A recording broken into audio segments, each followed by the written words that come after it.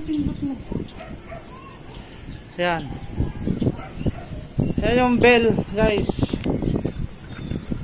Ito yung nasa gitna na bell.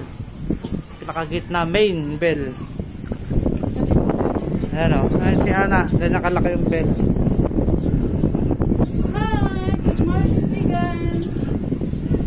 May nakasulat siya. Ito burado na gawin dito. Wala. Yan. Kung mababasa niya. Espanyol.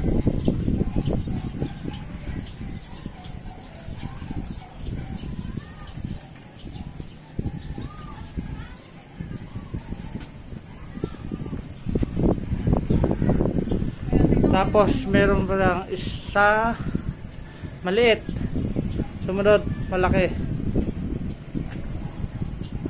Oh, kaparehas sila malaki. Ito maliit ulit. Yan. Tapos may solar lights doon. Ano ka? Ayan, tsaka taas. Ayan. Ang ganda niya. Kasi ito yung mga tabla ng araw pa to. Kasi ayun, may mga bukit yung kahoy. Ayun,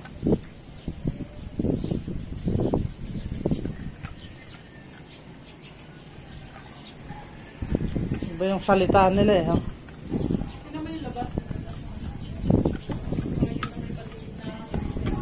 Dito sa gawing likod makita yung cemetery. Ayan.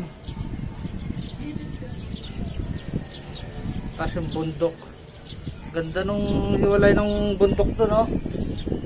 Ayun, no? Parang yung pinigilan ni Atlas. Yung kabilaan. Yung cemetery, no? Puro puti yung mga ano. Ayan. Ang ganda ng bahay dyan. Laki. Dito naman tayo sa kabilang side. Yung bawat belo lala. Ito may kalimbang pa. Ang kapal. Oo, makapal siya. Baka may kasi may kumakalim. Oo. Kaya siguro tinanggal.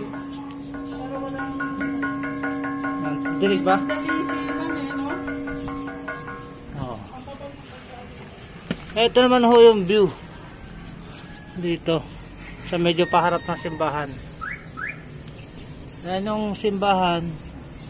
Nandiyan tayo umakyat. Ganda. Ito yung harap. Yan. So ganyan. Kita yung Bigan.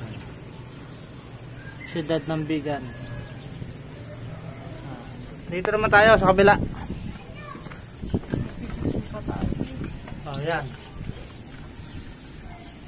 10% lang.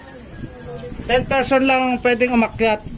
Limit na yun, maximum sa taas. Kasi nga iniingatan nila baka bumigay yung kahoy pag mabigat na.